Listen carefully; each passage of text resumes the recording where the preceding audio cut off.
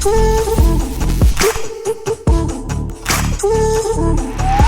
guys, Harsh here and welcome back to Technolobe. This is the Realme 7 Pro. It was launched about 18 months ago and I remember buying it in the first sale. Made a couple of interesting videos about it and then gave the smartphone to my mother for using it. She used it for 18 months continuously and loved the experience. Now she would have definitely kept using it, but recently I gave her an upgrade with the Oppo Reno 7 Pro. So naturally, the Realme 7 Pro came back to me and I thought let's make a video about it today. How is this phone holding up in 2022?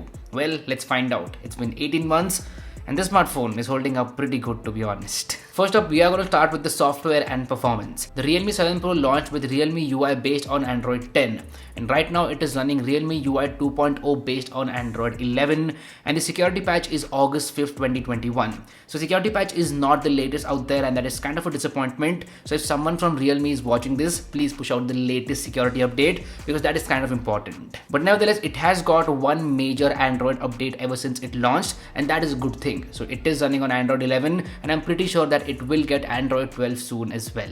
If we talk about the optimization, software optimization is still very good. The phone does not feel laggy at all. It is a smooth experience and that is the main thing after all. Even after 1.5 years, the software optimization is good and it does feel fast. It does not feel slow at all and that is excellent. Now under the hood, this smartphone comes with the Snapdragon 720G processor and even in 2022, this processor is very good. It does not feel like an old processor by any means. The performance of this smartphone holds up very well even today. I tried out the Antutu benchmark and the results were surprisingly good. Benchmarks aside, I also tried playing some games like BGMI and the result was really good. I did not notice any lags whatsoever and the gameplay was smooth. I did have a good experience with it. All in all, I'm going to say in terms of software and performance, this smartphone is holding up like a champ. Next up, let's talk about that beautiful display. So the Realme 7 Pro comes with a 6.4 inches Full HD Plus AMOLED display with a 60Hz refresh rate. So the refresh rate is 60Hz, but nowadays we get 90 or 120Hz. That is a differentiating factor.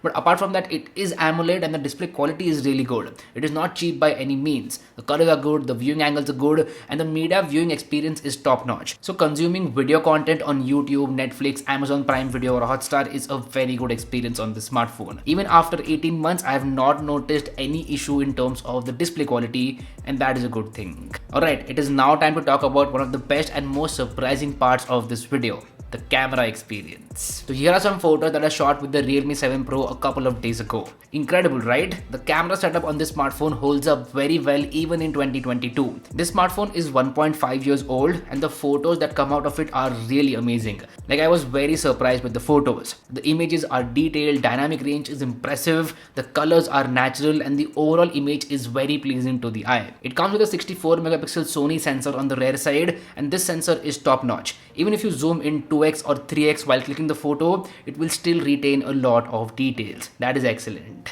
It also has an 8 megapixel ultra wide angle camera. The ultra wide angle camera gives in a very good perspective, but the images are a little bit soft. It's not the best ultra wide angle camera out there, but it does come with an ultra wide angle camera.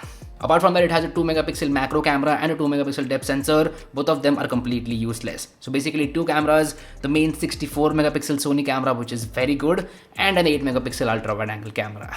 Now, if you talk about the selfie camera is okay, not the best out there. There is some weird vignetting around the borders which I do not like, but apart from that, the selfies are good. Like the photos are detailed and the skin tones are natural as well. I was surprised with the front camera portrait mode as well. It does a fairly good job in terms of edge detection and background blur. So overall, I am very surprised with the camera performance of the smartphone. It still can shoot some really amazing photos out there.